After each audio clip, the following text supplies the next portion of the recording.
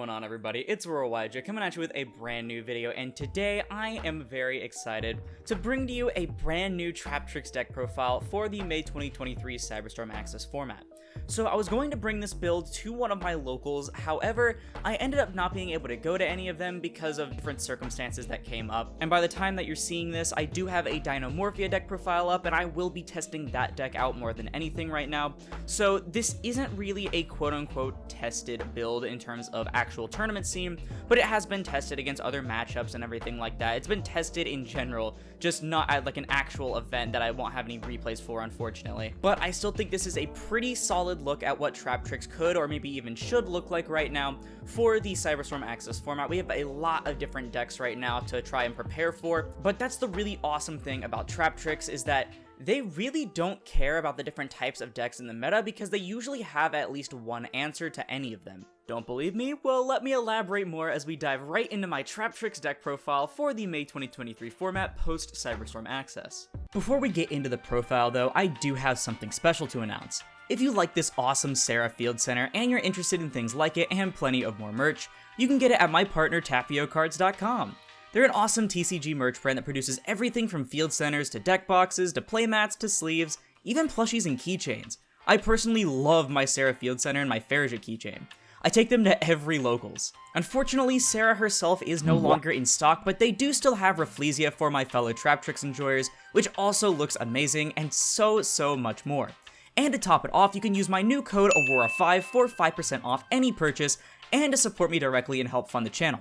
And maybe my crippling merch addiction. It's a huge step for the channel, so don't wait. Check out TAPIOCARDS at the link in the description below, find what accessories are right for you, and don't forget to use code Aurora5 at checkout. That's it for here though, let's go ahead and get right into the deck profile. Starting us off with the 3-ofs, we have 3 copies of Traptrix Myrmelio, 3 copies of Traptrix Mantis, and 3 copies of Traptrix Putica. These are still basically the best Traptrix monsters, Myrmelio searching any trap hole to set up your Holtea plays or searching the Holtea itself, Mantis searching any Traptrix monster that you want for any situation, typically things like Arachnacampa or Vesiculo though, in order to actually extend your plays or even get a follow-up play with a Dionea, and then Putica of course being able to search your really powerful field spell, and just having that super strong banish effect on special summon. Really solid overall. I don't think there's any other Traptrix names that I want to play 3 of right now. The only one I can think of is Dionea, because Dionea I usually go through at least 1 per turn, sometimes even both. And so having that 3rd for follow-up wouldn't be the worst thing, but I don't want to draw it in my opening hand most of the time. Also keep in mind that Myrmelio especially is really good this format, because you can easily pop Super Heavy Samurai Scales and just completely prevent them from Pendulum Summoning, which essentially cuts in half the amount of ceiling that their combo actually has. For the 2-of names, we just have 2 copies of Traptrix Dionea, and 2 copies of Traptrix Arachnacampa. I feel like this is pretty standard overall. 2 Dionea has been the norm since like 2014, and then Arachnacampa I've seen it 2 and 3. I've actually played both ratios. I think both are perfectly fine. It just really depends on how many other Traptrix names are you playing, for example the Vesiculo, which we'll get to, and also just how much do you really care about seeing Arachnacampa over a flex card. I think honestly because of the amount of hand traps that I'm playing and a bunch of other flex things, that Arachnacampa at 2 is perfectly fine, though admittedly it is a bit annoying if you don't see any Traptrix name. Like, you'd rather see Arachnacampa than no names, but honestly it's not that big of a deal. For the final Traptrix name, there's just the 1 copy of Traptrix Vesiculo, of course the old mascot of the channel before I changed it over to Kit. It's still the signed one that I was supposed to give away for 1,000 subscribers, but I forgot to get stamps, so oopsies. Vesiculo is definitely a card that I've seen both played and not played. It's all due to preference really. I really like the Vesiculo because it helps go for plays involving the 3rd or 4th Xyz monster, which I think is really good. Unfortunately, Dark Ruler is a card though, so it's completely up to you if you want to go for the Vesiculo. I also like the follow-up that it gives in case maybe you don't use your Holtea effect or you discarded a Holtea off Holtea, so you can still reset that other one from your graveyard. It's also similar to Kilaria in a sense in that you can use it to reset really powerful trap holes against certain matchups. For example, against Caster, a Floodgate trap hole is probably your best bet,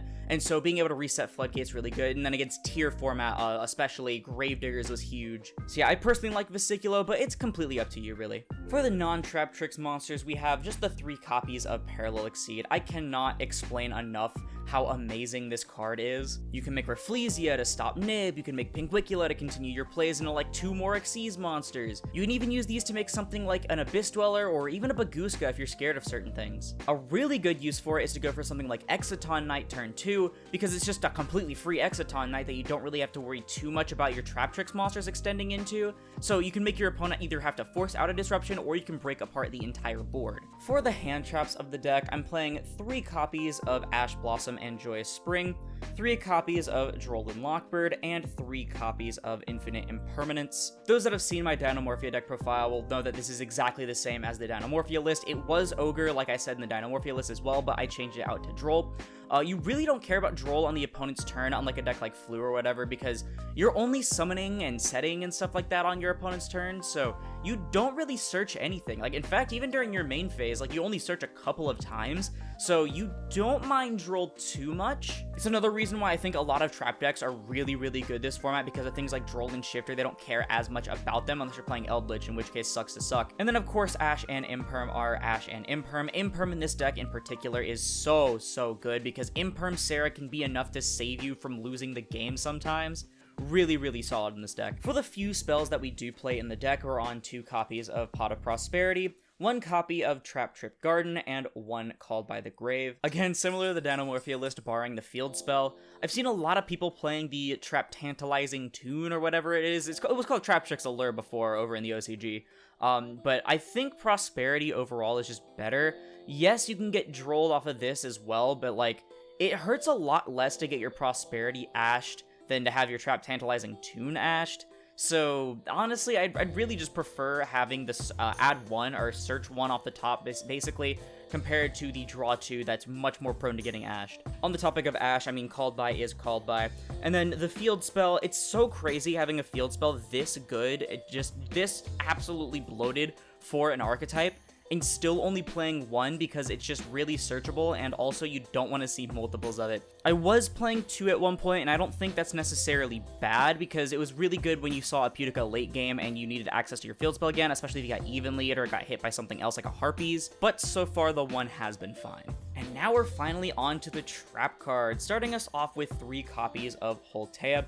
So I know in my last Traptrix deck profile, I was only playing 2 in the actual list instead of the structure deck list, because I was like, you know, you can search it really well, you don't need it that much, I don't want to open multiples, but I'd rather open multiples of this than open nothing at all, because Holtea is just so fantastic for the deck. Like, she essentially just starts all of your plays that you could ever want, and it's a really good extender as well through opponent's disruptions, especially because this deck is pretty bad at going second. So after extensive testing, 3 just felt mandatory. Now, most of that was pretty standard overall throughout the list. I mean, like, a lot of people can agree with the same things, except for maybe things like Vesicula or Prosperity or whatever. But now for the things that really usually quote-unquote differentiate people's Traptrix list, that being the actual trap holes. So I opted to play 1 Traptrix Trap Hole Nightmare, 1 Floodgate Trap Hole, 1 Bottomless Trap Hole, and 1 Gravedigger's Trap Hole. I think these are probably some of the better trap holes that you could play. Nightmare is just an archetypal Solemn Strike that you can search, really good against matchups like Castora, even Purely for example, but really good against things like Super Heavy especially. Floodgate works as like kind of an all-rounder against a lot of decks, except for maybe Branded because they confuse with the face down. Though to be fair, your Branded matchup isn't that great anyways, because Branded Lost is just an absurd card. Bottomless Trap Hole hits things like Castora, but it can also hit just archetypal boss monsters from a lot of decks. I also forgot to mention Floodgate Trap Hole is just really good against Purely because they can't use the effect of the thing that's flipped face down. And then Gravedigger's Trap Hole is mostly here for Nibiru, but it can also hit other graveyard things or hand traps or etc, etc. If I were to change any of these, it might be Bottomless into Floodgate, because I know that we're seeing a lot of Super Heavy at my locals, and Floodgate's actually pretty good against Super Heavy as well, because you can just book a bunch of things that they Pendulum Summon to prevent them from going into further plays. But for now, I think these 4 are perfectly fine. You don't really need too many trap holes. I mean, they're super searchable, so I think that I'm perfectly happy with my ratios. For the final card in the main deck, super simple, super self-explanatory. We have 3 copies of Evenly Matched. Deck sucks going second. You can also use this to trigger Sarah. I mean, there's no real reason not to play Evenly Matched. Also, if you go first and you draw it, you can just discard it off Holtea, so it's just perfectly fine to draw.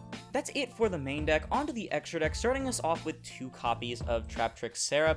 Not gonna lie, I've kind of wanted to play a third of this, especially for prosperity reasons, and also just having a third Sarah in the grind game can be really, really good. But I just can't find room for it because I'm also playing the one copy of Lingaribo. Look, I'll admit it, normal summon beatdown with Traptrix is pretty funny, not gonna lie. I used it to out my friend's Ra's Disciple the other day when we were playtesting. But it's not really the best thing that you could do. And with Ibli getting a confirmed reprint in the 25th century, or 25th anniversary, whatever, quarter century rare, whatever it's called, it's definitely not getting banned anytime soon, so I think the Lingaribo isn't a bad addition. To be fair, you can still out the Ibli by just crashing it or whatever, but I'd rather just be safe than sorry, and this does trigger Parallel Exceed, and it can out archetypal trap cards like Sprite Double Cross and things like that, so honestly, Lingaribo isn't the worst thing you'd be playing. For the rest of the Link monsters, I'm literally just playing Traptrix Kill Area and Traptrix Atypus. I think you don't need things like the Unicorn or the Access Code, Nightmare Phoenix, whatever. I think these are perfectly fine. I still have a love-hate relationship with Kill Area. It is kind of annoying just being only during your end phase and stuff. But you can use this to reset powerful trap holes and stuff, and you can get a good end phase special summon of things like Pudica in order to trigger your Pinguicula, etc, etc. And then Atypus, you don't even need access code because it's just access code at home, except the difference is the at home is really, really good still. God, I still cannot fathom all Traptrix monsters getting 1000 attack, that's crazy. On to the Xyz monsters, I have 2 copies of Traptrix Pinguicula, 1 copy of Traptrix Rafflesia, and 1 copy of Traptrix Alomaris. I've seen a lot of lists with just 1 of each of these, and I mean, I think 2 Pinguicula is still fine, especially for both grind game and the fact that it's still prosperity food, so it's not really the end of the world to play 2. The 1 Rafflesia is the 1 Rafflesia, not much to explain there, mostly there for nib protection at first, until you realize that the protection is just absolutely absurd. And then Alomaris, again, like with Kill Area, it's a love-hate relationship, but this can help you go for some really nice OTKs. Say maybe you have an Arachnocampa and a Pudica, well, you can turn both of those into an Alomaris to have more attack, equal attack combined as those two, while also still being able to summon back the Arachnocampa and get more on board. Really good in combination with Atypus. For the generic rank 4 toolbox part of the deck, one of my favorite parts about it, we have 1 copy of Time Thief Redoer, one of your best endboard pieces with Holtea. I did cut this for the longest time, even with Holtea, and then I realized just how powerful placing a card on top was. 1 copy of Baguska, because this can still win you games that you shouldn't be able to win. Really good to sit on in case, I don't know, you get hit by a bunch of things and you think Baguska Pass is the only way you're going to be able to survive, which sometimes it do be like that. 1 copy of Abyss Dweller, really good against a lot of rogue graveyard matchups, which my locals has. Also pretty solid against a deck like Branded, and especially super heavy because they can't loop their Soul Piercer or anything like that. 1 copy of Cowboy because the time rules are still a thing, and also this can help sometimes with an OTK. 1 copy of Exciton Knight because Exciton Knight is just really, really stupid. And 1 copy of Zeus, typically to go into with the Exciton Knight after you blow out your opponent's entire board, just for a little bit of extra security. And that's going to do it for my Traptrix deck profile for the May 2023 format. I hope you all did enjoy. This was made with a lot of love, and I really enjoy Traptrix as a deck still. I don't play it as much as I thought I would, but there's just so many different decks that are like calling to me right now. I hope you all can understand. Let me know in the comments below, are you playing Traptrix? And if so, what is the difference between our lists? I know a lot of lists usually differ in the amount of trap cards played. I prefer a bit more of like a combo focus / mid-range version of Traptrix rather than like a pure trap build. I still think that is the better way to play the deck. However, I do know a lot of people that like to play very heavy trap builds. Also, be sure to use that TAPIOCARDS link in the description below if you want to get an awesome field center like this Sarah one, or any other Yu-Gi-Oh merch that you could dream of. Remember to use code Aurora5 at checkout in order to get 5% off your purchase and to help support the channel directly. But with that being said, that's going to do it for the video. If you liked it, please sure to leave a like, as I'll split this video and the channel into recommended. And if you like this content and you want to see more like it, like the rest of my deck profiles, then perhaps consider subscribing, because I want to hit 5,000 subscribers by the end of 2023. Not to mention, it supports the channel more than anything else, and it's absolutely free. Once again, thank you all so much for watching, and I'll see you in the next one. This is Aurora, signing off.